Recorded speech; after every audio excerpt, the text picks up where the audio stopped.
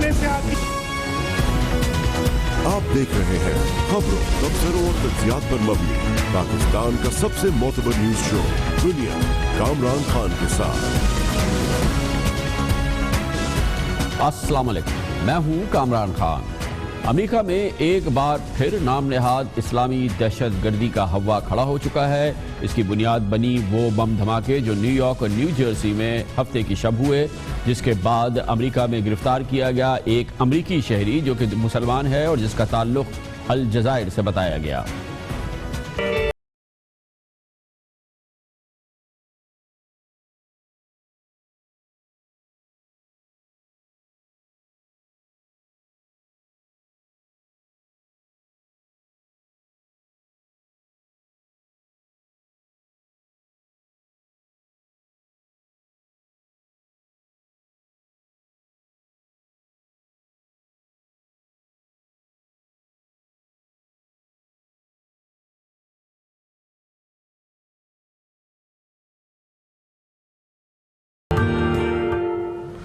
अट्ठाईस साल अहमद खान रहीमी पैदा तो अफगानिस्तान में हुआ था, लेकिन उसकी परवरिश अमेरिका में हुई और वो अमेरिकी शहरी है। इन बम धमाकों ने जहां पर एक जानिब एक बार फिर अमेरिका में इस्लामी मुबैना इस्लामी दहशत गर्दी का हवा खड़ा किया, दूसरी जानिब वो डरावना ख्वाब जो कि मुसलमानों के लिए, ओवरऑल अमेरिका में रहने वाले और दुनिया की महज़्ज़ब अक़वाम के लिए और ख़ुद बहुत सारे अमेरिकियों के लिए भी एक डरावना ख्वाब है, वो सच्चा होता नज़र आ रहा है, क्योंकि इन धमाकों की टाइमिंग बहुत इम्पॉर्टेंट है। अमेरिका में सदारती इंतखाबात नवंबर में होने जा रहे हैं। ये कांटे का मुकाबला हो रहा है जिसमें डेमोक्रेटिक पार्टी के हिलरी क्लिंटन का मुकाबला है रिपब्लिकन पार्टी के डोनाल्ड ट्रंप से, जिनका तुर्रा ये है कि वो मुसलमानों के खिलाफ हैं, अमेरिका में इमिग्रेशन के खिलाफ हैं, अमेरिका में किसी भी सूरत में मुसलमानों की आमद के मुख्तलिफ हवालों से वो खिलाफ हैं, अमेरिका को मुसलमान दुनिया से वो तन्हा करना चाहते हैं, और ये वाक़या एक बार फिर उनकी सियासी पोजीशन को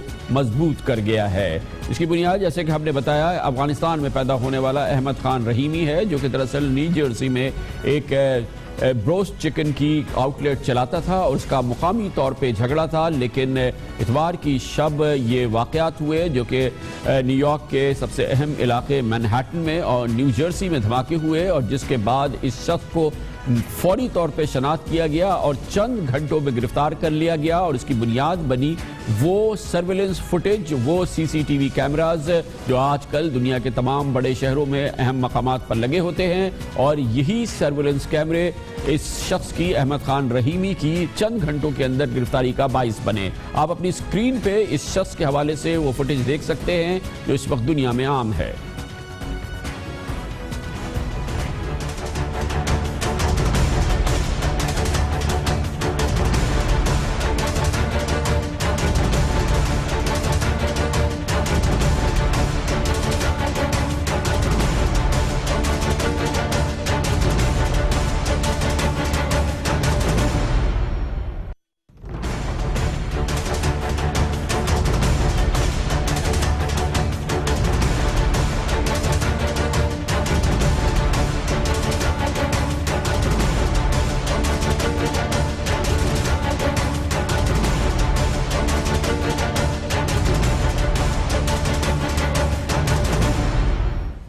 और इसके फौरन बाद ही पूरी तरह से हरकत में आ गए रिपब्लिकन पार्टी के सदारती उम्मीदवार डोनाल्ड ट्रंप। हस्ब रिवायत उन्होंने माइक्रोफोन संभाला और मुस्लिम दुश्मनी का एक बार फिर भरपूर मुजाहिरा किया, मुसलमानों और तारकीन वतन के बारे में भरपूर अंदाज में अपनी कैंपेन को आगे बढ़ाया, और इसकी टाइमिंग बहुत अहम है। There have been Islamic terrorist attacks in Minnesota and New York City and in New Jersey. These attacks and many others were made possible because of our extremely open immigration system, which fails to properly vet and screen the individuals or families coming into our country. ये वाक़या भी Donald Trump की सियासी position को मजबूत बना गया है, और जो हालिया ओपिनियन पोल सर्वेज हो रहे हैं अमेरिका में, उस पर लग रहा है कि डोनाल्ड ट्रंप हिलरी क्लिंटन के बिल्कुल करीब आ रहे हैं, और अमेरिकी सदारती इंतखाबात जीतने में, अगर वो जीत जाएं तो कोई भी शायबा नहीं होगा। اسی قسم کی سیاسی پوزیشن ان کی مضبوط ہوئی تھی بھرپور انداز میں جب 3 ماہ قبل 12 جون کو فلوریڈا کے کلب میں ایک اندھا دھند فائرنگ ہوئی تھی جس میں 50 افراد کو ہلاک کرنے والے دہشت گرد عمر متین کا سامنے آیا تھا. اس کا تعلق بھی افغانستان سے تھا اور اسی کے ساتھ ہی صدر اوباما نے اسے 85,000 بندوقیں خریدی گئی تھی. امریکہ میں بندوقوں کی خریداری پر کسی قسم کی کوئی پابندی نہیں ہے اور امریکہ میں ایک بھرپور تحریک ہے جو امریکہ میں ہونے والے قتل عام کی ذمہ داری ان بندوقوں کی اسلحہ خریدنے کی آسانی سے جوڑی جاتی ہے. امریکی تھنک ٹینک نیو امریکہ فاؤنڈیشن نے اپنی پچھلے سال کی رپورٹ میں یہ بھی کہا تھا کہ امریکہ کو بیرونی دہشت گردی سے زیادہ خطرہ نسل پرستی کے زیر اثر اندرونی دہشت گردوں سے ہے. لیکن اس وقت پوری صورتحال ایک بار پھر امریکہ میں ایک ایسی سچویشن ہے جو کہ لوگوں کو ہراساں کر رہی ہے, خاص طور پر مسلمانوں کو, تارکین وطن کو, اور اس کی سب سے بڑی وجہ یہ ہے کہ اس حالیہ واقعات کا اور اس واقعے کا جو کہ اتوار کو نیو یارک میں اور نیو جرسی میں بم دھماکے ہوئے اور جس کے بعد احمد خان رحیمی افغانستان میں پیدا ہونے والا امریکی باشندہ گرفتار کیا گیا. اور اس پوری صورتحال میں امریکہ میں جاری جذبات اور تاثرات جانتے ہیں. اس کے لیے نیو یارک جاتے ہیں جہاں پر موجود ہیں ہمارے کورسپونڈنٹ معاوض احمد. بہت بہت شکریہ. پہلے تو معاوض بتائیے گا احمد خان کے بارے میں, یہ تو سامنے آ گئی یہ بات کہ وہ یو ایس سٹیزن ہیں, اور کیا پتہ چلا ہے کیوں اس نے یہ کارروائی کی؟ جی کامران صاحب, ہماری معلومات کے مطابق احمد جان رحیمی کے والد خانہ جنگی کے دوران یہاں امریکہ آئے تھے. اس کے بعد 1995 میں احمد جان رحیمی امریکہ آئے اپنے بچپنے میں, اور اس کے بعد ان کی سن 2011 میں شادی ہوئی. اس دوران ان کا آنا جانا رہا ہے پاکستان اور افغانستان. یہاں انہوں نے کالج میں داخلہ تو لیا تھا لیکن تعلیم مکمل نہیں کی تھی. جو یہاں ذرائع ہیں ہمارے, ان کا یہی کہنا ہے کہ احمد جان جب پاکستان اور افغانستان جانے تھے اس زمانے میں جب واپس آتے تھے ان کی چیکنگ کی جاتی تھی, اور لیکن ان کو کبھی بھی اس طرح سسپیکٹ کے طور پہ نہیں لیا گیا. اور یہی جو ہے ہمارے یہاں کی جو ایجنسیز ہیں وہ یہی دیکھ رہی ہیں کہ وہ کب ریڈیکلائز ہوئے ہیں. جو اطلاعات کے مطابق سن 2011 میں ان کی پاکستان میں شادی ہوئی تھی. ابھی تک یہ کنفرم نہیں کہ افغانی خاتون سے شادی ہوئی تھی, لیکن وہ کہا جا رہا ہے کہ پاکستان سے ان کا تعلق ہے, اور اب سے کچھ دنوں پہلے ہی وہ پاکستان گئی تھیں. اور ایک اطلاعات کے مطابق یہاں کی جو اتھارٹیز ہیں انہوں نے پاکستانی اتھارٹیز سے ان کے بارے میں معلومات حاصل کرنے کی کوشش کی ہے.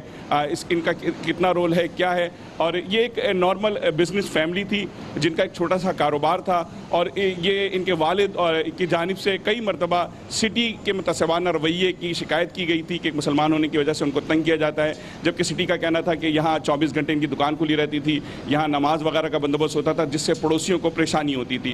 تو ایک یہ چھوٹا سا بیک گراؤنڈ ہے, اور ان کے بارے میں مزید معلومات نہیں ہے کہ ان کب کون سی مسجد جاتے تھے یا کسی گروپ سے تعلق تھا. ابھی ایف بی آئی کا کہنا ہے کہ بظاہر یہ اکیلے نظر آتا ہے کہ ان کا اکیلے کا فعل ہے, لیکن جس طریقے سے بعض شواہد یہ بھی کہہ رہے ہیں کہ شاید ان کو کسی کی مدد بھی حاصل تھی. جی کیا تاثرات ہیں جنرلی مسلمانوں میں, شہریوں میں اس پورے اس واقعے کے بعد؟ ظاہر ہے کہ اس کے اثرات یہ بھی رونما ہو رہے ہیں کہ اس سے ڈونلڈ ٹرمپ کی سیاسی پوزیشن بہتر سے بہتر ہوئی ہے.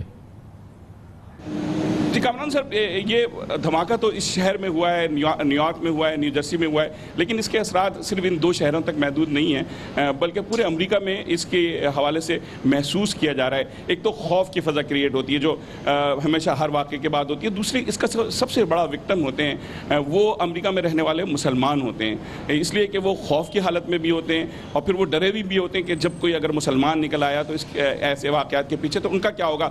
پوری ایک مسلم جو کمیونٹی ہے وہ محنت کرتی ہے, لوگوں سے تعلقات بنا رہی ہے, انٹرفیت کے معاملات کر رہی ہے, لیکن جب کسی بھی قسم کا ایسا چھوٹا سا واقعہ ان کو بہت پیچھے دھکیل دیتا ہے. اسی حوالے سے جب یہ واقعہ ہوا تھا کئی لوگ دعا کر رہے تھے, ان کو اس بات کی پرواہ نہیں تھی کہ لوگ مرے ہیں زندہ ہیں, لیکن مسلمانوں کو اس بات کی پرواہ تھی کہ دھماکہ کرنے والا کون ہے. ایف بی آئی کے مطابق یہ دھماکہ محدود تھا, زیادہ کم نقصان پہنچانے والا تھا, لیکن پھر بھی اگر کسی کو نقصان پہنچا ہے اس پورے دھماکے کا وہ مسلم کمیونٹی کو پہنچا ہے. اور اگر ہم کہہ سکتے ہیں کہ کسی کو اس دھماکے کا فائدہ پہنچا ہے تو ڈونلڈ ٹرمپ کی اس کمپین کو جو نفرت کی بنیاد پر کمپین چلائی جا رہی ہے اس کو فائدہ پہنچا ہے. یہاں مسلمان ویسے ہی خوفزدہ ہیں. اسی نیو یارک میں گزشتہ مہینے 3 افراد کو قتل کیا گیا, ایک امام کو اور ان کے ساتھی کو سروں پہ گولیاں مار کے, اور ایک عورت کو جو اسکارف پہنی تھی سینے پہ چھری مار کے ہلاک کیا گیا. اس کی نہ خبر بنی اتنی بڑی, نہ انٹرنیشنل میڈیا نے اس کو اس طرح کور کیا جس طریقے سے ان واقعات کو جس میں لوگ زخمی ہوئے ہیں. تو مسلمان کمیونٹی میں بہت زیادہ خوف پا جاتا ہے. بہت بہت شکریہ معاوض احمد صدیقی ہمارے ساتھ نیو یارک سے موجود تھے۔ امریکہ میں نفرت کی سیاست کو فائدہ ہوا ہے، امریکہ میں نفرت کے جذبات کو فائدہ ہوا ہے اور اس کا نشانہ بن رہے ہیں مسلمان، اور اب مسلمانوں کے خلاف جو کارروائیاں ہو رہی ہیں اس میں تیزی بھی آئی ہے، وہ بھیانک سے بھیانک ہوتی جا رہے ہیں، اور اس کی ٹائمنگ ایک بار پھر آپ کو بتائیں بہت امپورٹنٹ ہے۔ امریکہ میں صدارتی انتخابات ہونے والے ہیں اور ڈونلڈ ٹرمپ جو ریپبلکن پارٹی کے امیدوار ہیں، ان کی سیاست کی اور ان کی صدارتی کیمپین کی بنیاد مسلمانوں سے نفرت، تارکین وطن سے نفرت ہے، اور یہ ایک بہت اہم پیش رفت ہے جو کہ اس وقت امریکہ میں جاری ہے۔ کمرشل بریک اور اس کے بعد ذکر کریں گے ہم رائیونڈ مارچ پاکستان تحریک انصاف کرنے جا رہی ہے 30 مارچ کو، لیکن اشتعال بڑھ رہا ہے، کہیں خون خرابہ نہ ہو جائے، اس کے اثرات بھی سامنے ہیں، بہت احتیاط کی ضرورت ہے، خطرناک ماحول بن رہا ہے، اس کا ذکر کرتے ہیں چھوٹے سے وقفے کے بعد۔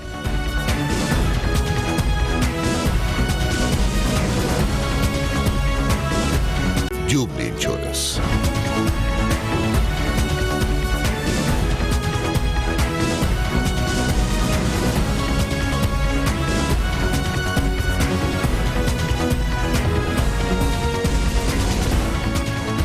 کل ہم نے آپ کو تفصیل سے جناب عمران خان کا انٹرویو دکھایا جس میں انہوں نے آپ کو سمجھایا کہ تحریک انصاف کے رائیونڈ مارچ کا مقصد کیا ہے، وہ کیوں کر رہے ہیں، رائیونڈ کیوں جا رہے ہیں، اور اگر ان کے خلاف ان کے بارے میں یہ الزام ہے کہ وہ سولو فلائٹ کر رہے ہیں تو اس پر ان کا کیا موقف ہے۔ تحریک انصاف کے اس رائیونڈ مارچ کے جواب میں اس وقت ایک ٹینشن کی فضا بہرحال قائم ہو رہی ہے، اشتعال نظر آتا ہے، اور اس کا ظاہر ہے کہ سیاسی جواب پاکستان مسلم لیگ نون تیار بھی کر رہی ہے، لیکن اس پورے ماحول میں اشتعال بھی نظر آتا ہے۔ ذکر میڈیا میں آیا ہے مسلم لیگ نون کی ڈنڈا بردار فوج تیار ہو گئی ہے، جبکہ لاہور میں جان نثار نے نواز شریف بھی میدان میں نظر آ رہے ہیں۔ اس کے جواب میں تحریک انصاف کے بلہ بردار کارکنان ہیں وہ بھی سامنے نظر آ رہے ہیں، اور اس کے علاوہ آج ایک خواتین کے کفن پوش دستے کی بھی خبر آئی ہے پاکستان تحریک انصاف سے۔ بلہ بردار ہوں یا کفن پوش ہو یا جان نثاران ہوں یا ڈنڈے بردار ہوں، یہ پورا ماحول ایسا لگتا ہے ایک اشتعالی ماحول ہے اور احتیاط کی ضرورت ہے۔ کل پنجاب حکومت کے ترجمان زعیم قادری نے پریس کانفرنس کی تھی اور اس دوران انہوں نے کہا تھا کہ عمران خان اپنی ناکامیاں چھپانے کے لیے عوام کو وزیر اعظم کے نواز شریف کے گھر پر حملوں کے لیے اکسا رہے ہیں، وہ ایسا نہ کرے۔ اس سے پہلے جناب عابد شیری نے ایک ہفتے قبل کہا تھا کہ رائیونڈ مارچ والے جس گلی سے گزریں گے لوگ انہیں پتھر ماریں گے۔ یہ پورا ماحول جو ہے وہ یقینی طور پہ اس اشتعال میں اضافے کا باعث بن رہا ہے۔ 7, 8, 9, 10 میں انتباہ کر رہا ہوں عمران خان صاحب کو، میاں محمد نواز شریف کے چاہنے والے ان کے گھر کی حمیت عزت کی حفاظت کے لیے اپنی جانوں کے نذرانے پیش کرنے سے بھی گریز نہیں کریں گے۔ ہماری آپ کو پھر خون میں نہا کے ہی آگے جانا پڑے گا، جاتی عمرہ نہیں جا سکتے آپ۔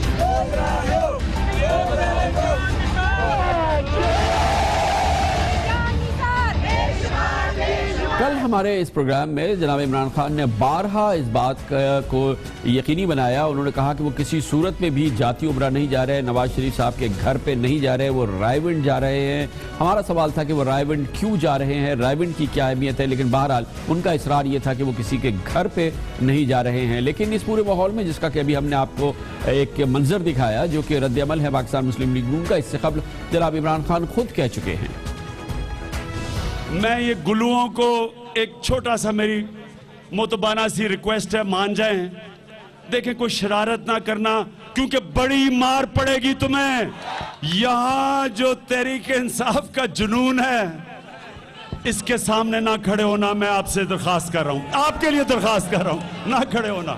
ظاہر ہے کہ اشتعال کی کیفیت اور خدا نخواستہ اگر کوئی بڑا واقعہ ہو جاتا ہے، کوئی بڑا تصادم ہو جاتا ہے، کسی صورت میں بھی حکومت کے لیے معاون ثابت نہیں ہوگا، اور ظاہر ہے کہ پاکستان کے موجودہ ماحول میں اور موجودہ جو خطے کی صورتحال ہے اس حوالے سے یہ خطرناک صورتحال ہے جو کہ جنم لے سکتی ہے اگر یہ اشتعال جاری رہا۔ اس پر ہم حکومتی اور پاکستان مسلم لیگ نون کا موقف حاصل کریں گے، اور اس کے لیے ہمارے ساتھ موجود ہیں پاکستان مسلم لیگ نون کے ممتاز سینئر رہنما وفاقی وزیر برائے پلاننگ اینڈ ڈیولپمنٹ جناب احسن اقبال۔ بہت بہت شکریہ احسن اقبال صاحب صاحب یہ ایک سیاسی ایکٹیویٹی ہے جو پاکستان تحریک انصاف کر رہی ہے، عمران خان صاحب کر رہے ہیں، جلوس نکالنا، ریلی نکالنا، جلسہ، یہ تو جمہوریت کا حسن ہے. اور کل وہ بار بار ہمارے اس پروگرام میں کہتے بھی رہے کہ وہ نواز شریف صاحب کے گھر نہیں جا رہے، لیکن پھر بھی یہ ڈنڈا بردار فورس، یہ جان انصاران، آپ کو خون جانا پڑے گا، یہ اشتعالی فضا جو ہے وہ کسی بھی صورت میں معاون نہیں ہے سیاست کے لیے بھی، جمہوریت کے لیے بھی، اور بڑا ہی حساس ماحول ہے. کتنی آگاہ ہے مسلم لیگ نون اس حوالے سے، اور اس ٹیمپریچر کو کم کرنے کے لیے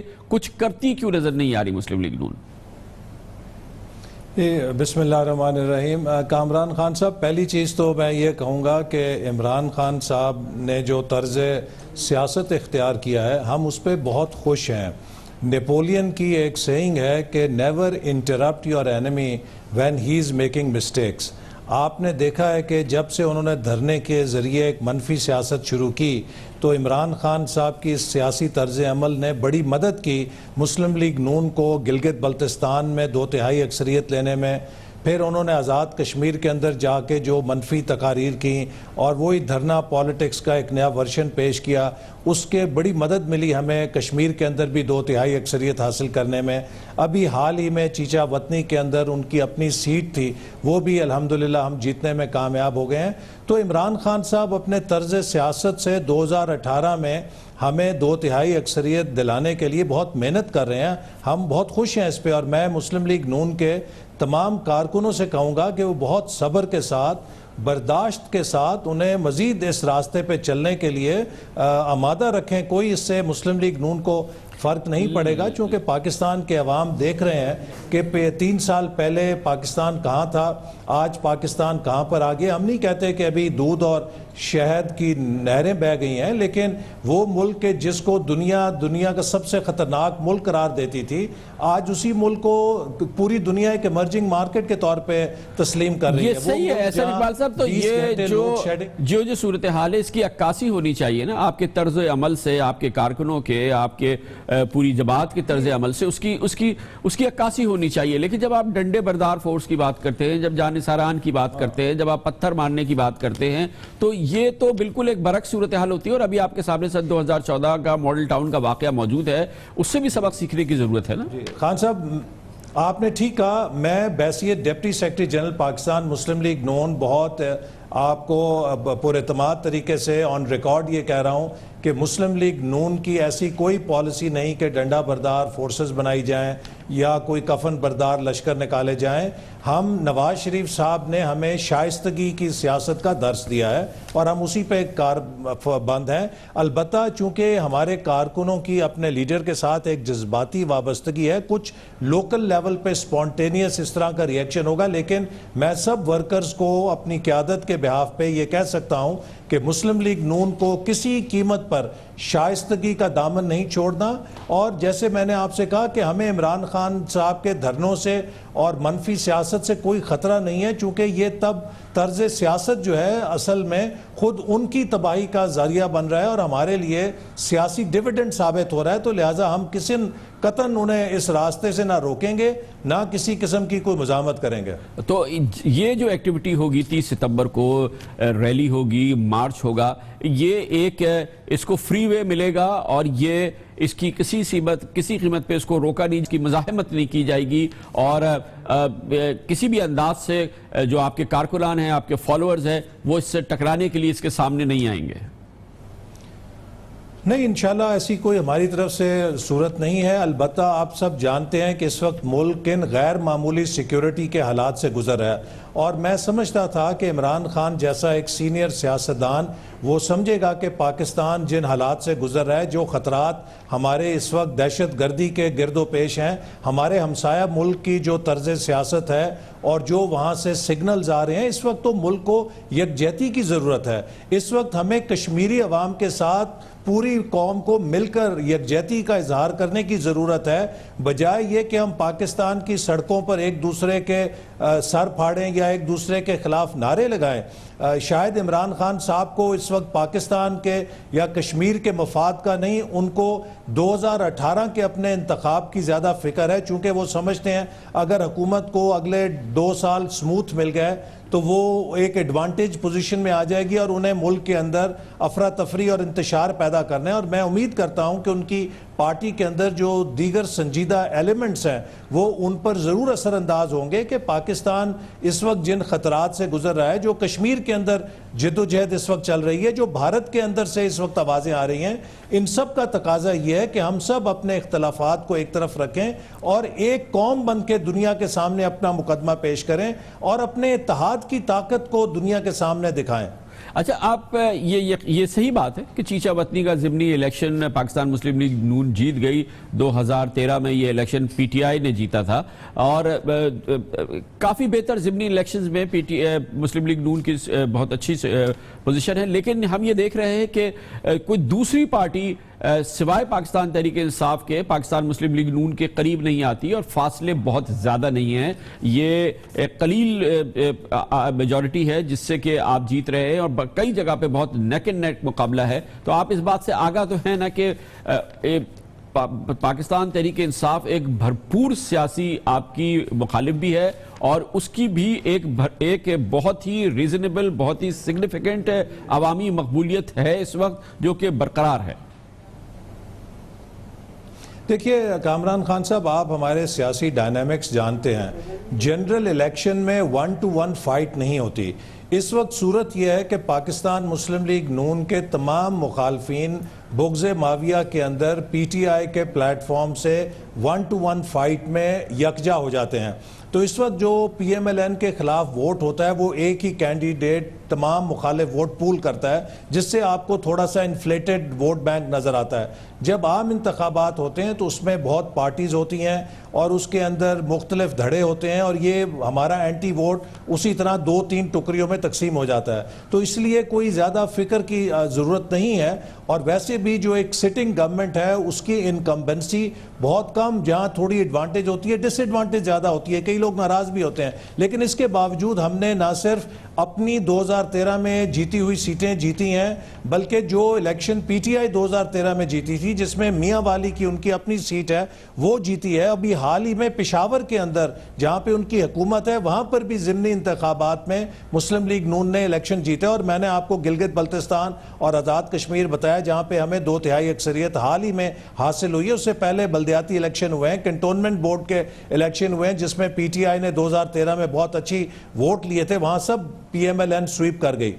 بہت بہت شکریہ جناب احسن اقبال ہمارے ساتھ تھے. پاکستان مسلم لیگ نون حکومت کا موقف دے رہے تھے. کمرشل بریک, اس دوران آپ نیوز ہیڈ لائنز دیکھیں گے جس کے بعد ہم واپس آتے ہیں آج کی دوسری انتہائی اہم خبروں کے ساتھ.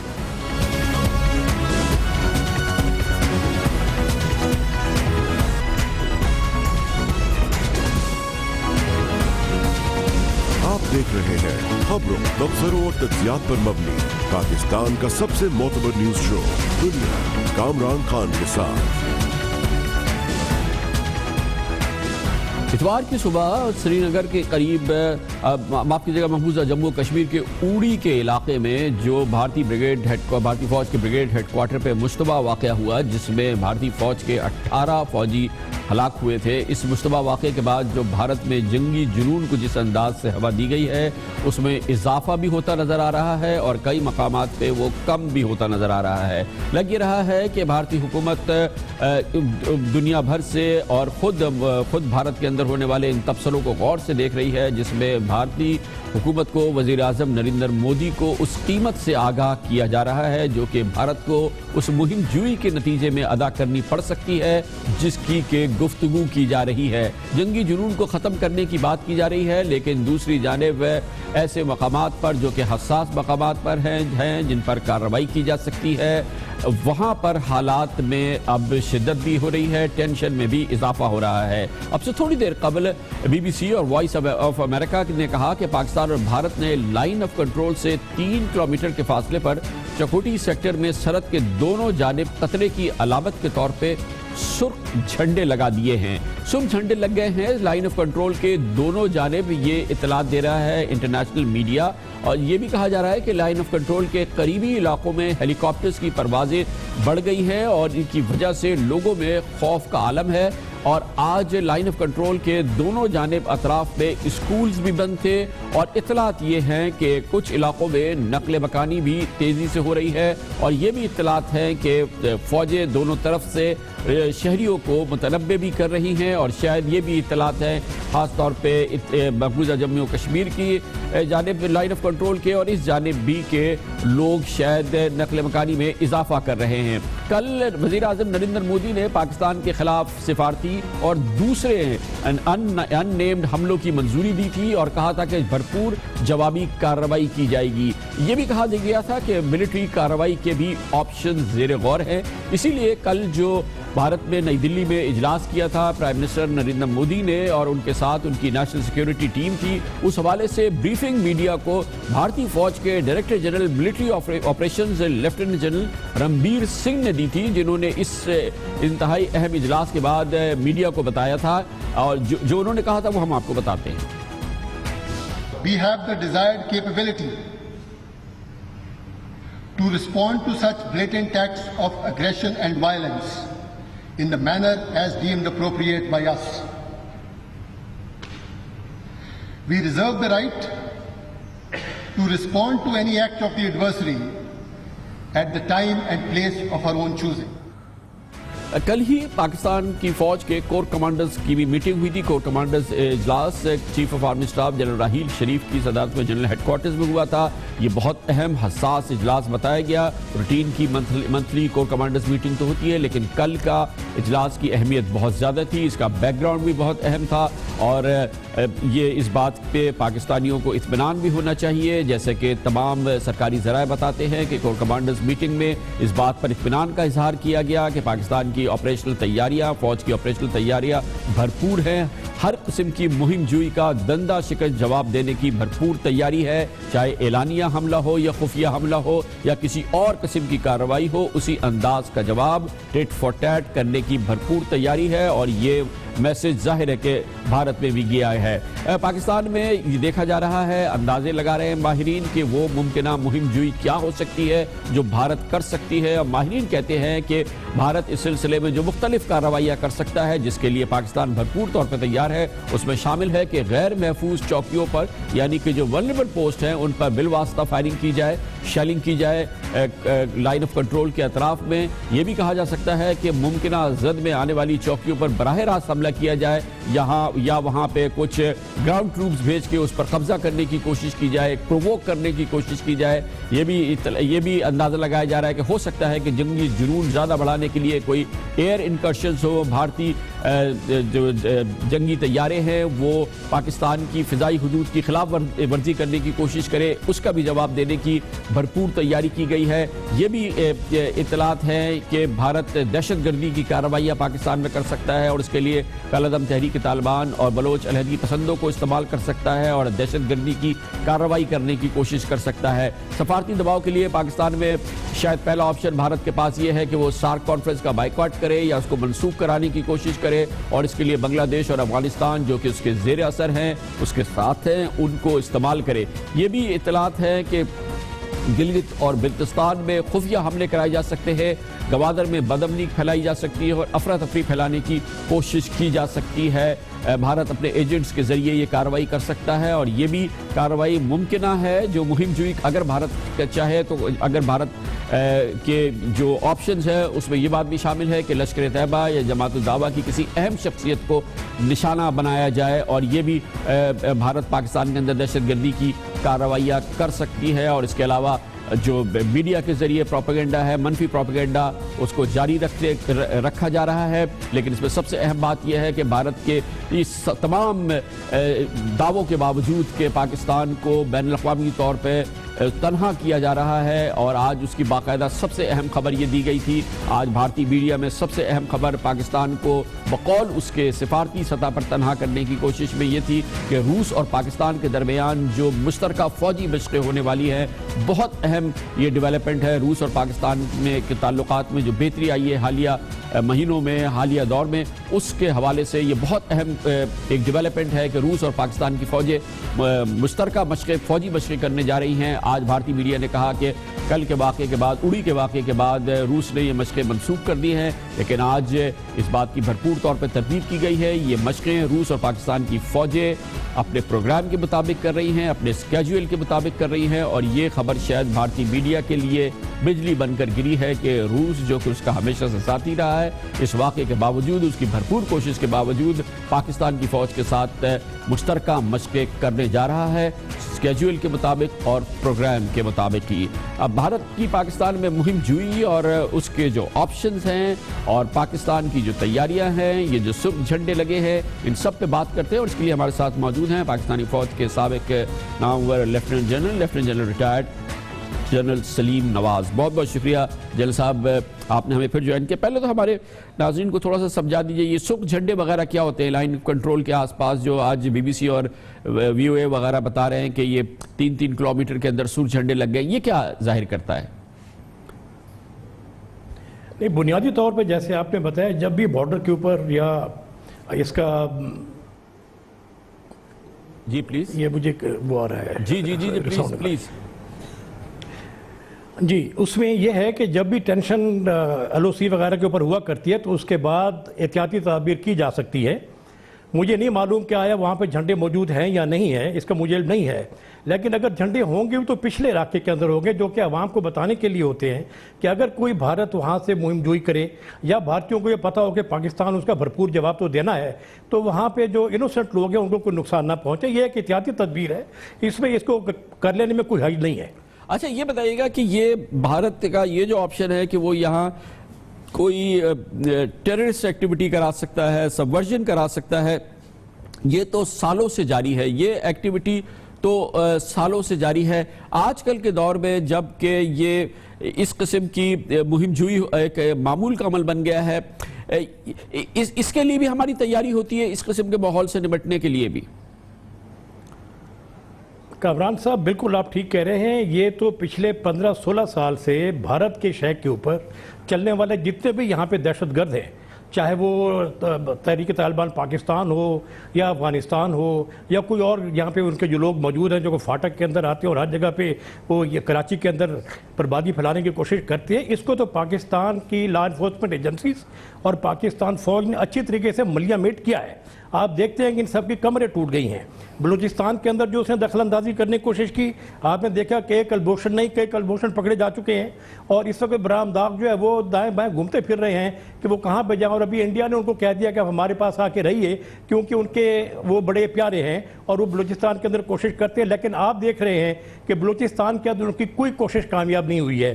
یہ جتنے بھی شرپسند اور علیحدگی پسند لوگ ہیں، یہ آپس میں ایک دوسرے سے لڑ رہے ہیں، ان کے اپنے پاس کوئی کریٹیکل ماس ہی نہیں ہے کہ وہاں پہ کوئی حرکت کر سکے، اور انشاءاللہ ان کو وہاں پہ جیسے اب تک منہ کی کھانی پڑی ہے وہی دوبارہ بھی کھانی پڑے گی۔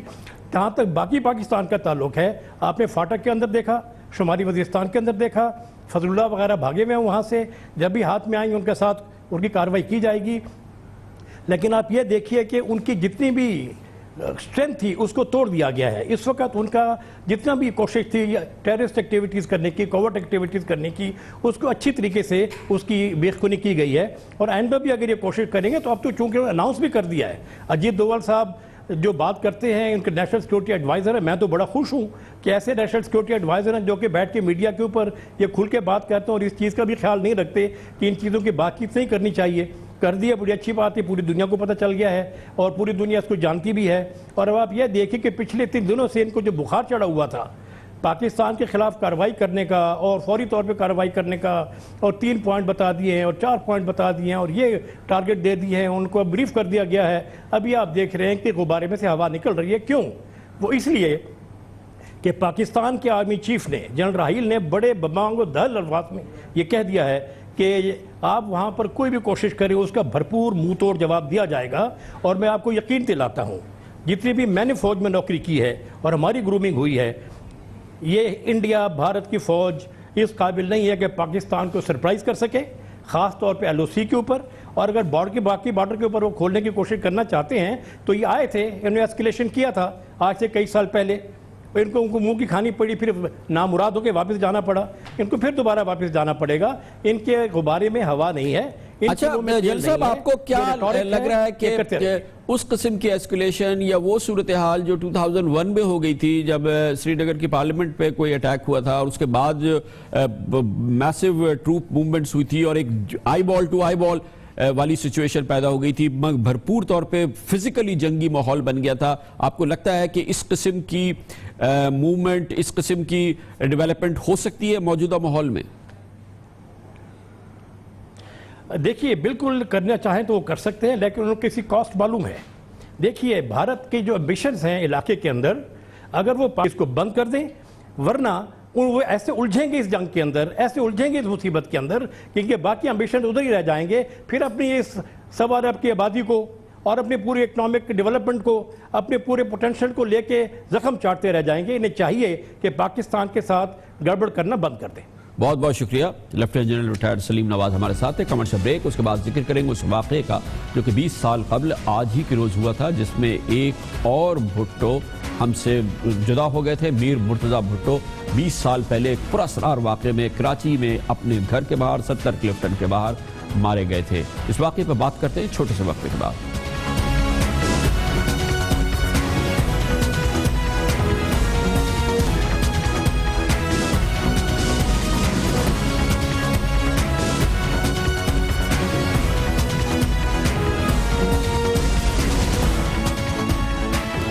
Welcome back. لگ بھگ یہی وقت تھا آج سے 20 سال قبل، کراچی میں کلفٹن میں مڈ ایسٹ ہاسپٹل ہوا کرتا تھا، وہاں پر پاکستان کی ایک سیاسی زندگی کا اور سیاسی تلخیوں کا ایک اور انتہائی تلخ، انتہائی المناک واقعہ ظہور پذیر ہوا تھا، اور ایک انتہائی المناک باب سیاست کا تحریر کیا جا رہا تھا۔ اس وقت کی وزیر اعظم محترمہ بے نظیر بھٹو ننگے پاؤں آہو بکا میں تھی، نوحہ کنا تھی۔ ان کے سگے بھائی میر مرتضیٰ بھٹو کو تھوڑی دیر قبل ان کے آبائی گھر 70 کلفٹن کے باہر قتل کر دیا گیا تھا۔ وہ اور ان کے 7 ساتھی اسی مڈ ایسٹ ہاسپٹل میں موجود تھے، اور یہ واقعہ ہوا تھا اس وقت جب وزیر اعظم تھی محترمہ بے نظیر بھٹو، اور جو قتل ہوا تھا یا جو یہ واقعہ ہوا تھا یہ میر مرتضیٰ بھٹو کا سندھ پولیس کے ساتھ ہوا تھا۔ 20 سال پرانا ہونے والا واقعہ، اس کا بیک گراؤنڈ، اس کی وجوہات یا اس کی سازش پر پردہ آج بھی پڑا ہوا ہے۔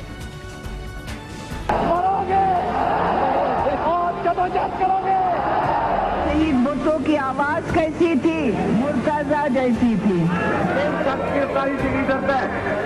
نہ تمہارے CIA سینٹر سے ڈرتا ہے، نہ تمہاری پولیس سے ڈرتا ہے، نہ تمہاری کسی اور قوت سے ڈرتا ہے۔ جب تک آپ کے پیٹ خالی ہے کوئی انصاف نہیں ہے، جب تک آپ کے سر کے اوپر چھت نہیں ہے کوئی انصاف نہیں ہے۔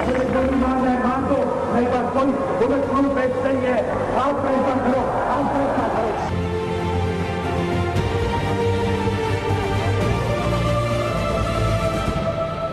اس ناقابل فہم واقعے کے بعد جس نے میر مرتضیٰ بھٹو کو ہم سے جدا کر دیا تھا، ایک اور بھٹو غیر طبعی موت کا شکار ہو گئے تھے۔ 6 ہفتے بعد ان کی بہن محترمہ بے نظیر بھٹو کی حکومت کا بھی خاتمہ ہو گیا تھا۔ دوسری بار محترمہ بے نظیر بھٹو کی حکومت کا خاتمہ ہوا تھا۔ انہی کی پارٹی کے ایک لائلسٹ فاروق احمد خان لغاری جو اس وقت کے صدر تھے، انہوں نے پاکستان پیپلز پارٹی کی دوسری حکومت کا خاتمہ کر دیا تھا، اور اس کی وجہ بنائی گئی تھی کہ محترمہ بے نظیر بھٹو کی حکومت میں میر مرتضیٰ بھٹو کا قتل ہوا ہے، اور محترمہ بے نظیر بھٹو کی حکومت کے اہم ترین لوگ اس میں شامل ہیں۔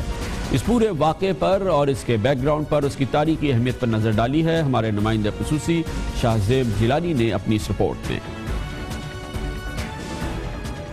مرتضیٰ بھٹو ایک لمبا عرصہ جلا وطن رہنے کے بعد سن 93 میں پاکستان واپس لوٹے۔ ملک میں ان کی بہن بے نظیر بھٹو کی حکومت قائم تھی، لیکن انہوں نے پیپلز پارٹی شہید بھٹو گروپ کے پلیٹ فارم پر حکومت مخالف سیاست کی اور بے نظیر بھٹو اور آصف زرداری کے بڑے ناقد کے طور پر ابھرے۔ 70 کلفٹن کی ایئر کنڈیشن بنگلوں میں بیٹھ کے قربانی آپ نے اس طرح قربانیوں ان کے حامیوں کے نزدیک وہ ذوالفقار علی بھٹو کے حقیقی سیاسی وارث اور ایک انقلابی رہنما تھے، لیکن ان کے مخالفین کے نزدیک وہ غیر ضروری طور پر جذباتی، سیاسی طور پر ناپختہ اور تشدد کی طرف رجحان رکھتے تھے۔ صرف ایک مقصد ہے حکومت کا، لوٹ۔ 20 ستمبر کی شام جب وہ ایک جلسے سے واپس اپنی رہائش گاہ 70 کلفٹن جا رہے تھے تو پولیس نے کچھ فاصلے پر انہیں روک لیا۔ کہا جاتا ہے کہ پولیس کا ارادہ مرتضی بھٹو کے مسلح ساتھیوں کو ڈسارم کرنا تھا، لیکن اس کارروائی میں پہلے ایک گولی چلی اور پھر دونوں طرف سے گولیوں کی بوچھاڑ شروع ہو گئی۔ مرتضی بھٹو کے خاندان کا الزام ہے کہ ان کا قتل ایک سوچی سمجھی سازش کا حصہ تھا۔ اس افسوسناک واقعے کے چند ہفتوں بعد ہی صدر فاروق لغاری نے بے نظیر بھٹو کی حکومت برطرف کر دی۔ بے نظیر بھٹو کا الزام تھا کہ ایک بھٹو کی حکومت ختم کرنے کے لیے ایک دوسرے بھٹو کو ختم کیا گیا۔ اس وقت کے وزیر داخلہ لیفٹیننٹ جنرل ریٹائرڈ نصیر اللہ بابر نے بعد میں اس سازش کا ذمہ دار پاکستان کی ایک خفیہ انٹیلیجنس ایجنسی کو قرار دیا۔ مرتضی بھٹو قتل کیس 13 سال چلا۔ اس دوران متعلقہ عدالت کے جج تبدیل ہوتے رہے۔ کئی ججوں نے مقدمہ سننے سے انکار بھی کیا۔ اس مقدمے میں کل 23 ملزمان نامزد کیے گئے تھے، جن میں آصف علی زرداری اور شکیب قریشی 2008 میں بری ہو گئے۔ کیس میں نامزد سابق وزیر اعلیٰ سندھ سید عبداللہ شاہ اور انسپیکٹر ذیشان کاظمی وفات پا گئے، جبکہ ایک اور پولیس افسر حق نواز سیال نے پراسرار طور پر خودکشی کر لی۔ مرتضی بھٹو کی بیوہ غنوہ بھٹو کا خیال ہے کہ ان کے شوہر کا کیس کبھی حل نہیں ہوگا، کیونکہ ان کے مطابق جن مقدمات میں ریاست ملوث ہوتی ہے ان کا فیصلہ کبھی نہیں آتا، پھر چاہے وہ ذوالفقار علی بھٹو کا مقدمہ ہو یا لیاقت علی خان کا۔ یہ پہلا واقعہ نہیں تھا کہ ایک بھٹو غیر فطری انداز میں ہم سے رخصت ہوا۔ اس سے پہلے مرتضی بھٹو کے والد ذوالفقار علی بھٹو کو 1977 میں 1979 میں پھانسی دے دی گئی تھی، اور اس کے بعد 1985 میں مرتضی بھٹو کے چھوٹے بھائی شاہ نواز بھٹو فرانس کے شہر نیس میں ایک پراسرار حالت میں اپنے کمرے میں مردہ پائے گئے تھے۔ لیکن یہ واقعہ اس لحاظ سے بہت اہم ہے کہ ایک جانب طبعی طور پہ ایک بھٹو رخصت ہوئے، دوسری جانب دوسرے بھٹو یعنی محترمہ بے نظیر بھٹو کی اس وقت کی سیاسی حکومت کا خاتمہ بھی کر دیا گیا۔ اس پوری واقعے پر اور اس کے اثرات پر موجود ہیں شاذیب جیلانی۔ بہت بہت شکریہ۔ کیا یہ وہ واقعہ ہے جس میں کہ ایک جانب ایک بھٹو تو طبعی طور پہ رخصت ہو گئے، ایک بھٹو یعنی کہ محترمہ بے نظیر بھٹو کی سیاسی رخصتی ہو گئی؟ آج تک ہم یہ طے کر پائے کہ یہ سازش تھی یا دو بہت ہی ٹریجک واقعات ایک 6 ہفتوں کے دوران رونما ہو گئے؟ بے نظیر بھٹو صاحبہ نے اس وقت یہ کہا تھا کہ یہ ایک سازش تھی ان کی حکومت کو ہٹانے کے لیے۔ انگریزی میں انہوں نے کہا تھا کہ this was about killing a Bhutto to get rid of a Bhutto. ان کے اپنی جو فیملی ہے، غنوہ بھٹو ہیں، فاطمہ ہیں، ان کا ابھی تک یہ الزام ہے کہ اس وقت کی جو اعلیٰ شخصیات تھیں حکومت میں ان کی ایما پر یہ آپریشن ہوا۔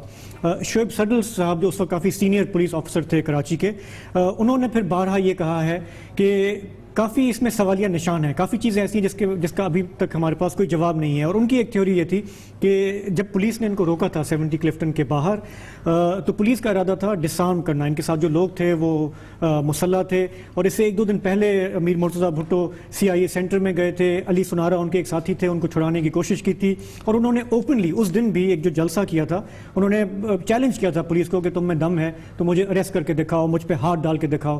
تو کافی ایک والیٹائل سچویشن تھی۔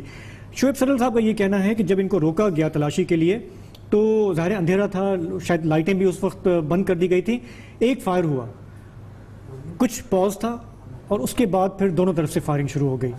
تو پولیس کا یہ موقف تھا کہ جب ان کے لوگوں نے شاید پہلے فائرنگ کی تو انہوں نے جوابی فائرنگ کی، لیکن یہ بات ان کی فیملی فاطمہ بھٹو اس کو رد کرتے ہیں۔ وہ کہتے ہیں ایک سوچا سمجھا یہ پلان تھا کہ مرتضی بھٹو کو مرڈر کرنا ہے۔ لیکن یہ ایک پراسرار واقعات بھٹو خاندان کے ساتھ کیوں ہوئے ہیں پاکستان میں؟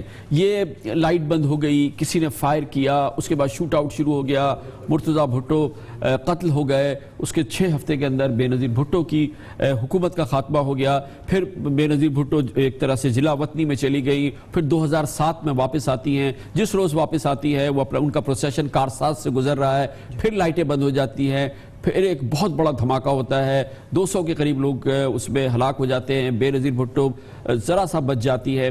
اس سے پہلے ان کے بھائی شاہ نواز بھٹو 1985 میں نیس میں اچانک اپنے کمرے میں صبح مردہ پائے جاتے ہیں۔ یہ پراسراریت یہ بھٹوز کے ساتھ مسلسل چلتی ہی رہی ہے۔ دیکھیں پچھلی 4 دہائیوں میں بھٹو خاندان نے ہر دہائی میں ایک جو ہے ان کے یہاں موت ہوئی ہے، ذوالفقار علی بھٹو کو، جو اب سب مانتے ہیں جوڈیشل مرڈر تھا 70s میں، 80s میں جیسے آپ نے کہا شاہ نواز بھٹو کی پراسرار موت فرانس میں، پھر 90s میں مرتضیٰ بھٹو، اور پھر اس کے بعد بے نظیر بھٹو صاحبہ. تو ایک منفرد خاندان ہے جس میں اتنا زیادہ جو ہے مسٹیریس سرکمسٹانسز میں ان کے ممبرز کو ٹارگٹ کیا گیا ہے. اور مجھے اچھی طرح یاد ہے وہ دن بھی جب مرتضیٰ بھٹو پہ یہ حملہ ہوا، ہم پیچھے ہی رہتے تھے، اور وہ جو گولیوں کی آواز جو ہے وہ چلتی رہی اتنے لمبے عرصے تک، اور کسی کو کچھ پتہ نہیں تھا کہ ہو کیا رہا ہے. تو کافی سوال چھوڑ گیا ان کا مرڈر. جیسے آپ نے کہا کہ بے نظیر بھٹو کی گورنمنٹ گئی، جو خاندان وکٹم تھا اسی پہ الزام لگا کہ وہی پرپیٹریٹر بھی ہے اسی کا. اور اس کے بعد ہم نے دیکھا ایک لمبا دور، نواز شریف آئے، پرویز مشرف کی حکومت تھی، لیکن وہ کیس 13 سال چلا. اور آصف زرداری صاحب نے اسی دن حلف لیا، ان کی برسی تھی 20 سپٹمبر کو 2008 میں، جب وہ صدر بنے ہیں اس ملک کے، اور اس کے ایک آدھ سال کے اندر وہ سارے کیسز جو ہیں وہ ختم ہو گئے. بہت بہت شکریہ شاہزیب. ساتھ ہے پاکستان کی سیاست کی پراسراریت، اس کی شخصیات کی پراسراریت، اس کے میں جو واقعات ہوتے ہیں اس کے اندر سازش کے عناصر یہ مسلسل جاری رہتے ہیں اور یہ جاری ہیں. ذکر کرتے ہیں MQM کا، الطاف حسین کا، 9-0 کا. ایک مہینے نے قسمت پلٹ دی ہے MQM کی. 9-0 تقریباً 0 ہو چکا ہے. الطاف حسین کا نام فی الحال لینے والا پاکستان میں نظر نہیں آ رہا کوئی، لیکن کیا اختتام ہو گیا ہے MQM کا؟ اختتام ہو گیا ہے الطاف حسین کا پاکستان کی سیاست میں؟ چیپٹر کلوز ہو گیا ہے یا نہیں؟ جاننے کی کوشش کرتے ہیں چھوٹے سے وقفے کے بعد.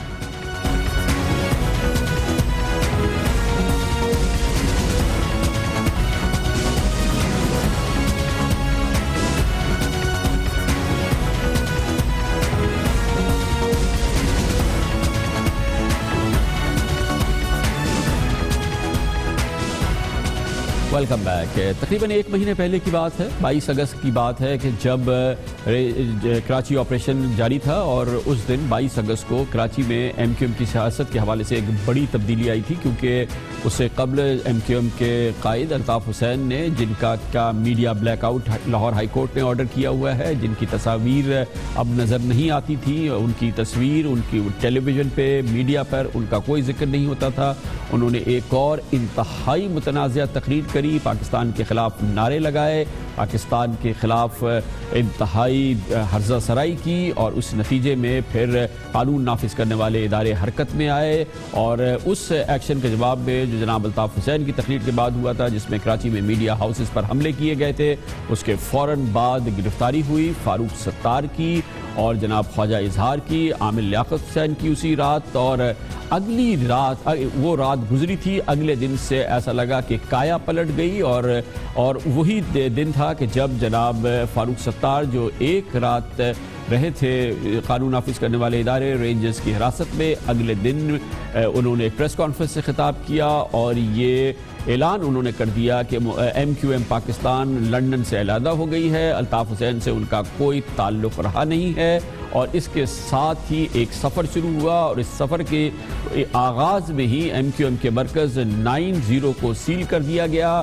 شہر بھر میں MQM کے سیکٹر، زونل اور یونٹ آفیسز کو یا تو منہدم کر دیا گیا، غیر قانونی ان کی تعمیر کے خلاف کارروائی کی گئی، اور MQM کا بند ہونے کا وہ MQM جو کہ الطاف حسین کے نام سے وابستہ تھی، اس کا وجود مٹتا نظر آیا. لیکن وہ وجود جو کہ الطاف حسین کی MQM کا وجود ہے، وہ مکمل طور پہ مٹ گیا ہے یا نہیں، کیونکہ اس کے بارے میں اب بھی یہ شک، یہ شبہ اور یہ یقین بعض حلقوں میں باقی ہے کہ موجودہ MQM پاکستان کا اب بھی جناب الطاف حسین سے تعلق ہے، اس کے رابطے ہیں. الطاف حسین اس وقت بظاہر اس سے علیحدہ ہوئے ہیں، MQM پاکستان نے بظاہر الطاف حسین کو اپنے آپ سے علیحدہ کیا ہے. یہ ایک شائبہ ہے، یہ خیال ہے، یہ کہا جا رہا ہے، یہ شک ہے جو کہ اس وقت برقرار ہے. اس لیے یہ کہنا قبل از وقت ہوگا کہ کیا واقعی MQM کا مکمل خاتمہ ہو گیا ہے یا الطاف حسین کا بھی مکمل خاتمہ ہو گیا. بہرحال ایک چیز ضروری ہے جو کہ ہو گئی ہے، اور وہ ہے 9-0 جو کہ پوری دنیا میں MQM کی علامت سمجھا جاتا ہے. 9-0 میں اب صورتحال یہ ہے کہ وہ 0 ہو گیا ہے. 9-0 ضرور ہے لیکن وہاں پر کسی قسم کی کوئی ایکٹیویٹی نہیں ہے, اور وہ 9-0 جس کی گلیاں راتوں کو جاگتی تھی اور وہاں پہ ہر وقت سیاسی ہلچل رہتی تھی, وہ مکمل طور پہ خاموش ہو چکی ہیں اور وہاں پہ سکوت طاری ہے. 9-0 اور 9-0 کے اطراف کے تمام علاقے جو MQM کے سب سے بڑے گڑھ ہے, وہاں پہ کیا کچھ ہو رہا ہے یہ ہم آپ کو دکھاتے ہیں ہمارے نمائندے خصوصی مسعود رضا کی اس رپورٹ میں.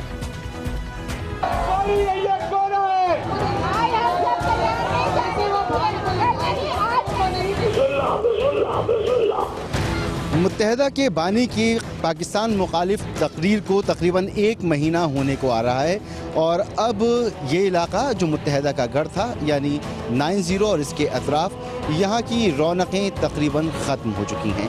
یہ وہ جگہ ہے جہاں پر فوارے ہر وقت چلا کرتے تھے, روشنی ہوا کرتی تھی, لوگ یہاں پر آیا کرتے تھے, لیکن یہ جگہ اب سنسان پڑی ہوئی ہے. یہاں مختلف لوگوں سے میں نے بات کرنے کی کوشش کی لیکن اکثر لوگ بات کرنے سے کترا رہے ہیں. گھر میں یہ جانا ہے. آپ کی رہائشی ہیں کہ نہیں؟ میری رہائش. آپ سے بات کر لوں؟ ابھی نہیں بالکل نہیں. ابھی بات نہیں ہو سکتی میرے سے. میرے بات میں میرا طبیعت صحیح نہیں, بات اب بھی نہیں کر پا رہا. آپ کریں گے؟ آپ بھی نہیں کریں گے؟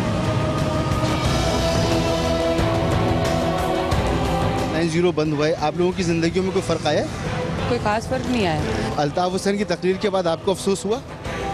افسوس تو اگر یہ نہ کہتے تو آج یہ حال نہ ہوتا. ہم لوگ آتے تھے تو بڑی رونق ہوتی تھی, اب تو یہاں پر بالکل سناٹا اندھیرا ہے. اجڑ گیا جناب. یہ تصویریں تو ہٹ گئی ہیں, مگر کیا متحدہ کے قائد سے اب بھی محبت ہے؟ محبت کیوں نہیں ہو جناب, وہ تو دل سے تو نہیں نکال سکتا آدمی کوئی. مگر انہوں نے تو پاکستان مخالف نعرہ لگایا. تو اس سے پہلے اور لوگوں نے لگایا نعرہ. 1 مہینے میں جو حالات تبدیل ہوئے, یہ بہتر ہوا ہے یا بہتر نہیں ہوا؟ بہتر ہوا ہے. کیسے؟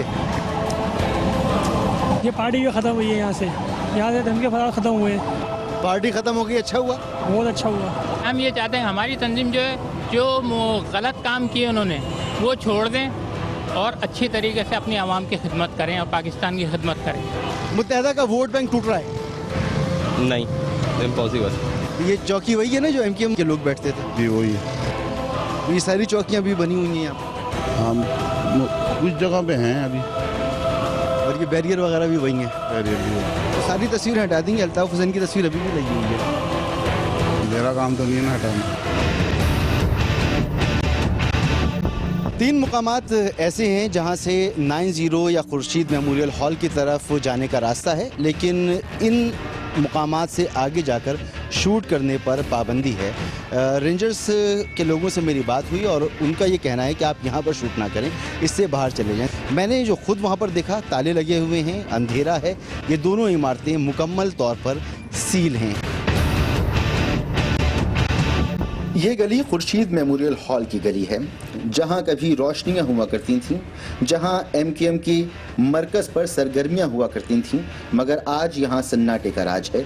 جن چیک پوائنٹس پر MQM کے پہرے دار تھے, آج سندھ رینجرز کے اہلکار یہاں پہرا دے رہے ہیں. ہم نے موبائل فون سے یہاں کے مناظر عکس بند کرنا چاہے, مگر رینجرز اہلکاروں نے ہمیں اس سے بھی روک دیا.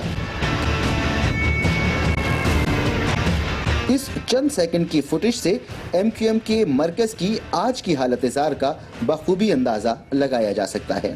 آج 1 مہینہ تقریباً پورا ہونے کو ہے اس واقعے پر جب پاکستان مخالف نعرے لگائے گئے, MQM کے خلاف آپریشن کو مزید سخت کیا گیا, 9-0 کو سیل کیا گیا, MQM کے دفاتر گرائے گئے اور اس مکہ چوک کا نام لیاقت علی خان چوک میں تبدیل کر دیا گیا. یہاں سے متحدہ کے قائد کی تصویریں ہٹا دی گئیں. لوگوں میں اب بھی خوف و ہراس بدستور موجود ہے. لوگ کھل کے بات نہیں کر رہے ہیں, نہ متحدہ کے حق میں, نہ متحدہ کے خلاف, نہ سیکیورٹی ایجنسیز اور سیکیورٹی اداروں کے حق میں, نہ ان کے خلاف. یہاں پر ایک عجیب سا ماحول ہے. آج جب میں آیا ہوں تو یہ بالکل بدلا ہوا عزیز آباد ہے. کتنا بدل گیا ہے یہ عزیز آباد مسعود؟ کیا آپ کو لگتا ہے کہ یہ جو پچھلے 1 مہینے کے واقعات ہوئے ہیں, کتنا اس نے MQM کو جڑ سے اکھاڑا ہے؟ کتنا یہ جو گڑھ ہے MQM کا, جس میں کہ حالیہ دنوں میں بھی جو ضمنی انتخابات ہوئے وہ ایم کیو ایم نے 1 لاکھ ووٹوں سے جیتے ہیں، وہ کتنی سچویشن تبدیل ہوئی ہے؟ ایم کیو ایم کو نقصان تو بالکل ہوا ہے، کیونکہ جو نعرہ لگایا گیا وہ کسی کو بھی پسند نہیں آیا. کتنا ہی الطاف حسین کا چاہنے والا ہو، متحدہ کا ہارڈ کور ورکر ہو، اس کو پسند نہیں آیا یہ نعرہ. تو الطاف حسین کا مستقبل وہ تو اب شاید کھٹائی میں پڑ گیا ہے، لیکن ان کے نام پر ووٹ شاید اب بھی پڑے، کیونکہ وہ جو تسلسل ہے، کیونکہ فاروق ستار بھی یہ کہتے ہیں کہ بانی کی حیثیت تو ان کی کوئی ختم نہیں کر سکتا، تو وہ چیز اپنی جگہ اب بھی موجود ہے، انٹیکٹ ہے وہ چیز. اور یہ 9-0 اور اس کے اطراف میں یہ سارا نظام کیسے ختم ہو گیا ہے؟ مطلب یہاں کوئی رہائش نہیں تھی کسی کی، کسی طرح سے کوئی لوگ نارمل زندگی نہیں گزار رہے تھے. یہ اس وقت پتہ چلے گا خان صاحب جب یہاں پر سے رینجرز یہاں موجود نہ ہو، پولیس یہاں پر موجود نہ ہو. سیل تو ضرور ہے، لیکن اس سیل کے باوجود چاروں طرف رینجرز کی گاڑیاں موجود ہیں. وہاں پر ہم بھی گئے تو ہم نے جب کیمرہ نکالا تو انہوں نے صاف طور پہ منع کر دیا کہ آپ شوٹ نہیں کر سکتے. حالانکہ پولیس سے پوچھیں تو پولیس کہتی ہے ایسی کوئی بات نہیں، آپ شوٹ کر سکتی، مگر وہاں پر آمد و رفت پر پابندی ہے. تو جب یہاں پر اتنا زبردست پہرا نہ ہو تو پھر اس کے بعد یہ سمجھا جا سکتا ہے کہ یہاں کی پوزیشن کیا ہے. اصل میں جو لوگوں کا مسئلہ ہے وہ یہ کہ جیسا کہ آپ نے ابتدا میں کہا کہ 30 سال سے ایک پارٹی تھی، اس سے وابستگی تھی لوگوں کی، تو وہ وابستگی چند دنوں میں تو شاید ختم نہ ہو.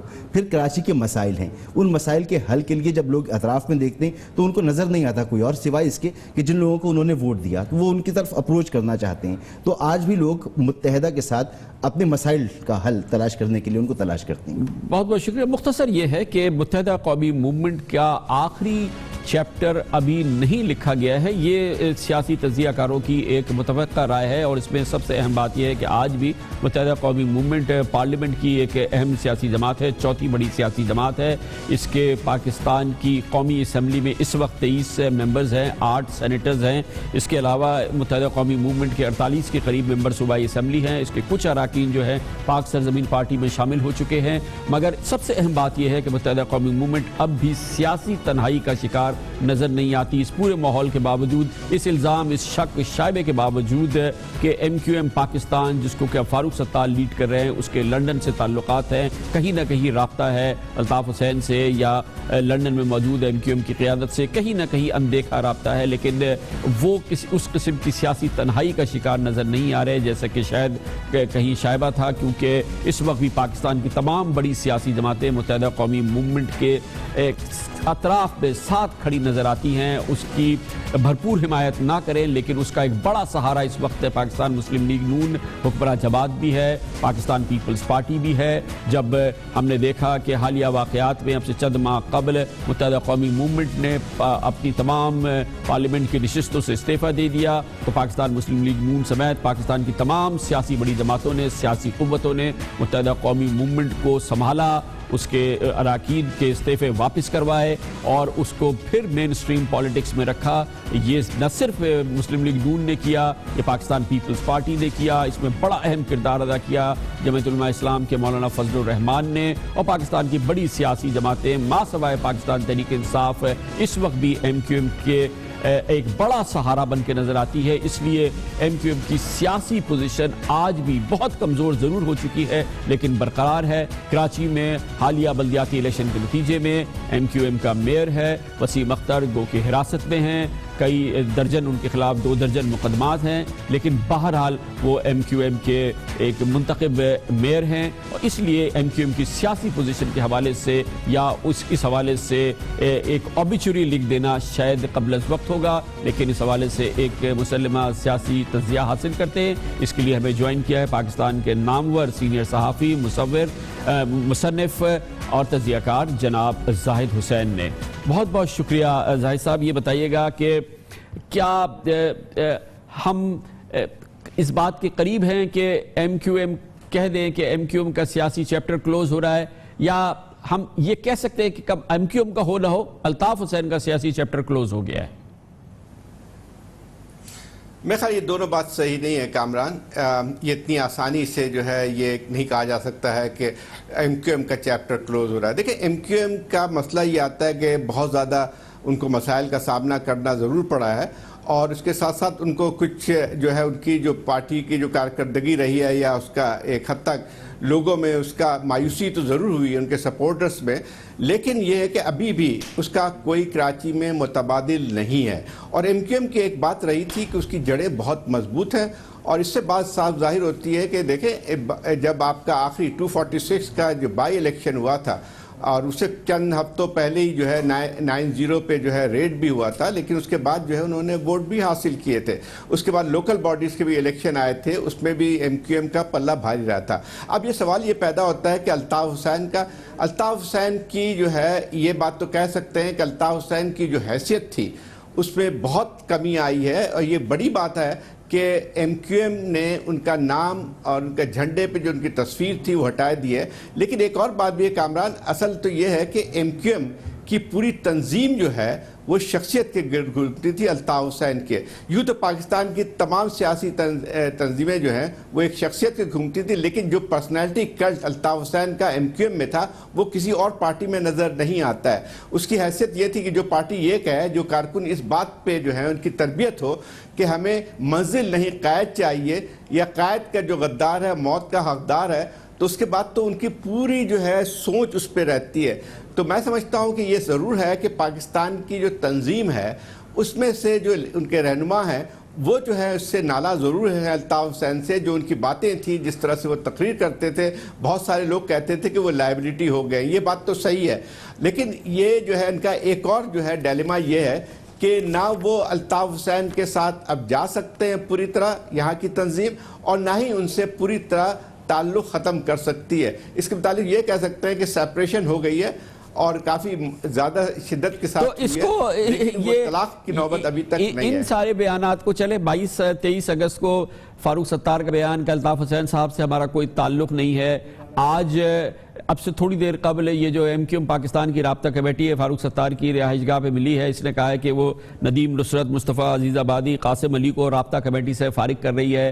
فاروق ستار نے آج مصطفیٰ عزیز آبادی، ندیم نصرت وغیرہ کو بھی رابطہ کمیٹی سے فارغ کر دیا ہے. کتنی جان ہے اس فیصلے میں؟ کیا اس کی کوئی ہے سگنیفیکنس؟ اس کی سگنیفیکنس تو بہت ہے. مطلب یہ کہ یہ بھی بڑا قدم ہے جو پہلے کوئی سوچ بھی نہیں سکتا تھا. تو اس لحاظ سے جو ہے یہ جو پہلے جو قدم اٹھایا تھا انہوں نے کہ الطاف حسین کا نام جو ہے وہ ان کی جو تنظیم سے ہے وہ خارج کیا تھا. اب اس کے بعد یہ دوسرا بڑا قدم ہے. تو اس میں یہ کہہ سکتے ہیں کہ اور شدت آتی جا رہی ہے، علیحدگی اور زیادہ وسیع ہوتی جا رہی ہے.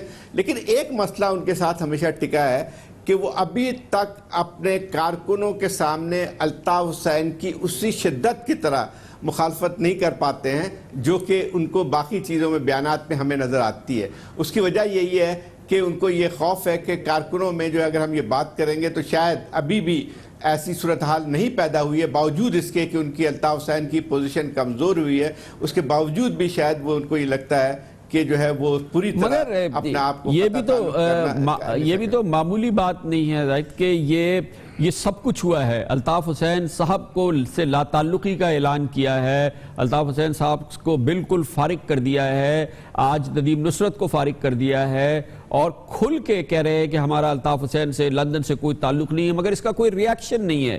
یہ ایم کیو ایم کا جو ووٹ بینک ہوتے ہیں، یہ جو فالوورز ہیں، جو کارکنان ہیں، یہ سارے جو ہوا کرتے تھے جنہوں نے اب سے صرف 2-3 سال پہلے ہی رابطہ کمیٹی کی کو زبردست پٹائی لگائی تھی، ان کو زد و کوب کیا تھا، مارتے تھے الطاف حسین کے ایک اشارے پہ، لیکن کوئی رد عمل نہیں ہے. الطاف حسین کے نام کا کوئی روادار نہیں ہے، یا یہ کیا ہے آپ کے خیال میں؟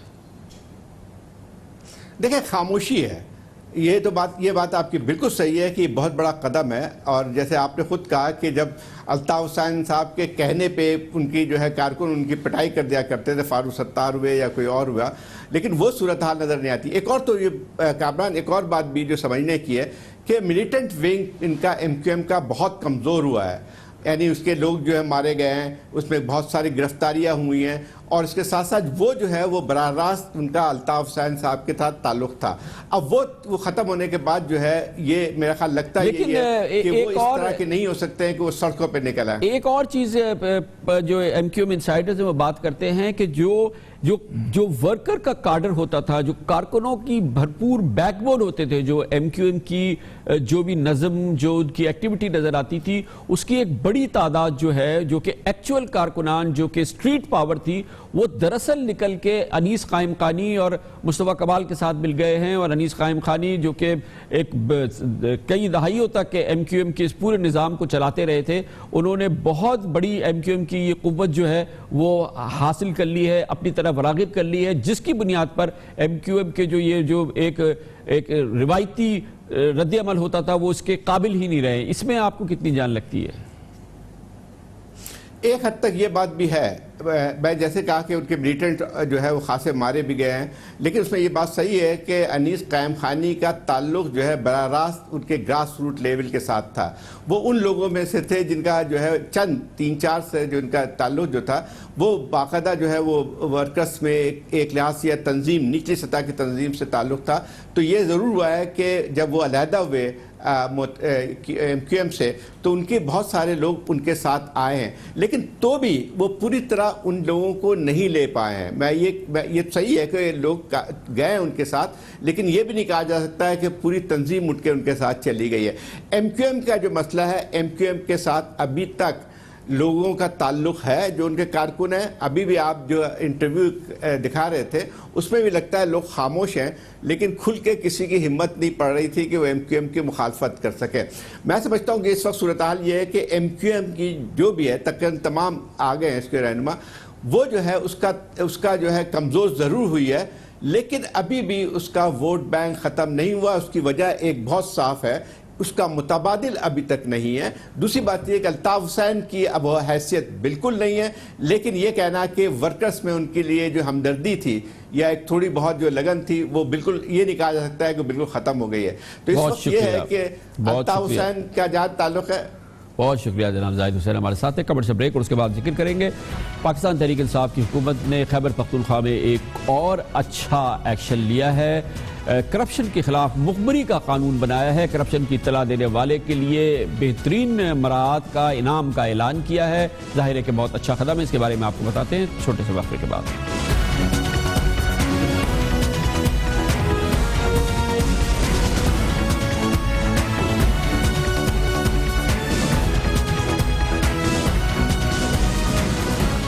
پاکستان تحریک انصاف نے خیبر پختونخوا میں گورننس کے نظام کو بہتر بنانے کے لیے, کرپشن کو مشکل بنانے کے لیے اچھے اقدامات کیے ہیں. خیبر پختونخوا کی اسمبلی نے کرپشن, مخبری کے تحفظ اور نجی قرضے پر سود پر پابندی کے حوالے سے 2 بل فوری طور پر منظور کیے ہیں. قوانین اس حوالے سے منظور کر لیے گئے ہیں جس کے ذریعے کرپشن کی مخبری یا سراغ رسانی میں مدد دینے والے کے تحفظ کا ایک باقاعدہ قانون بنایا گیا ہے. لوگوں کو انکریج کیا جا رہا ہے کہ اگر ان کو کرپشن کے بارے میں کوئی معلومات ہے اس کو فراہم کیا جائے. کوئی بھی شہری مجوزہ صوبائی تحقیقاتی کمیشن کو کرپشن کی مخبری اب کر سکتا ہے. کرپشن کی خبرگیری کرنے والے شخص کو نقصان پہنچنے سے بھرپور تحفظ فراہم کیا جائے گا. مجوزہ کمیشن 60 دن میں تحقیقات کر اس پر 30 دن کے اندر فیصلہ سنائے گا. الزام ثابت ہونے پر کرپشن کی رقم کا 30% انعام اور تعریفی سند مخبر کو دی جائے گی. الزام جھوٹا ہونے پر مخبر کو مبینہ رقم کا 30% جرمانہ اور 3 سال تک اس کی سزا ہوگی. جرمانے کی رقم اس شخص کو دی جائے گی جس کے خلاف کرپشن کا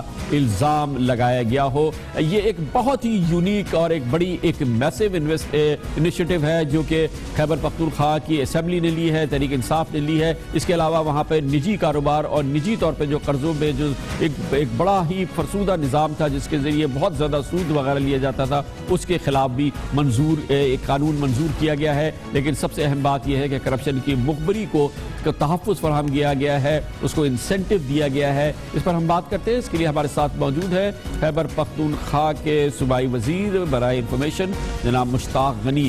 مشتاق غنی صاحب بتائیے گا کیا یہ جو نیا لا آیا ہے یہ مخبروں کو جو کرپشن کی مخبری دیں گے, کیا اس کی سگنیفیکنس ہے اور کیا آپ اس سے اچیو کر لیں گے آپ کے خیال میں؟ بات یہ ہے کہ یہ ایک دائرہ کار وسیع کر دیا گیا ہے. اب ہر جگہ احتساب کمیشن یا اینٹی کرپشن کھڑا نہیں ہوتا. کہ انہیں پتہ چل جائے. ان کو تو کوئی انفارمیشن جب جائے گی تو انویسٹیگیٹ کریں گے. یہ جو ہے عام معاشرے کے اندر برائی موجود ہے. ٹھیکیدار سے محکمے جو ہیں وہ کمیشن لیتے ہیں, جنگل مافیا جو ہے وہ اپنے جنگل کے لوگوں سے مل کے اپنے ٹمبر کو گزارتے ہیں, سمگل کرتے ہیں. تو یہ عام لوگوں کو اس کی انفارمیشن ہوتی ہے, معاشرے کے عام افراد اس کو جانتے ہیں, لیکن ان کے سامنے کوئی ایسا فورم نہیں ہوتا کہ وہ کہاں جا کے کمپلین کریں. پھر وہ ڈرتے ہیں کہ اگر میں نے شکایت کر دی تو میرے خلاف یہ لوگ جو ہے, یہ مافیا جو ہے, کوئی کارروائی کرے گا.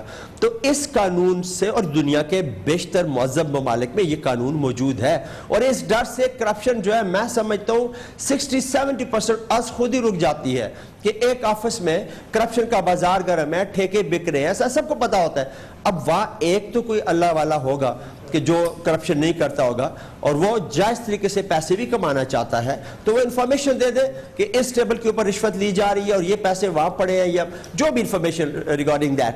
تو یہ اینٹی کرپشن پہلے تو یہ کمیشن خود اس کو دیکھے گا اگر صحیح انفارمیشن ہے, اور اس کے بعد وہ اس کی انویسٹیگیشن تھوڑی بہت کر کے آگے متعلقہ جگہ پہ پہنچا دے گا تاکہ مزید پروسیس جو ہے آگے ہو. اور اس میں یہ بھی ہے کہ کوئی غلط انفارمر ہوگا تو اس کو بھی سزا ملے گی, اس کو بھی یہ فائن ہوگا. بہت بہت شکریہ جناب مشتاق غنی, صوبائی وزیر اطلاعات خیبر پختونخوا ہمارے ساتھ ہے. یونیک کوشش ہے, ایک بہرحال کوشش ہے کرپشن کو روکنے کی. ظاہر ہے پاکستان میں جس انداز کی کرپشن ہے, اس قسم کی کوششوں کی بہت اہمیت ہے, اور یہ تحریک انصاف کی حکومت نے خیبر پختونخوا اسمبلی نے کی ہے, جس کی بہرحال تحسین کرنا ضروری ہے. اس کے ساتھ ہی ہمارے آج کے پروگرام کا اختتام ہوتا ہے. کل آپ سے پھر ملاقات ہوگی. کل تک کے لیے کامران خان کو اجازت.